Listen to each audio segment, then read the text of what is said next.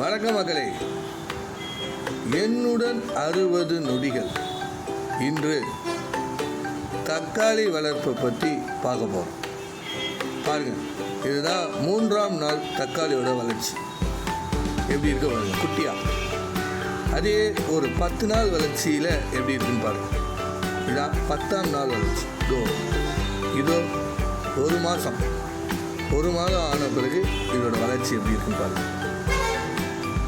இதுதான் ஒரு மாதத்தோட வளர்ச்சி. ஸோ ஒரு மாதம் முடிஞ்சோடனே நம்ம 1.5 மாதம் 45 நாள் பூக்கள் வைத்து காய் வைக்குது பாருங்கள். இதுதான் 45 நாள் வளர்ச்சி.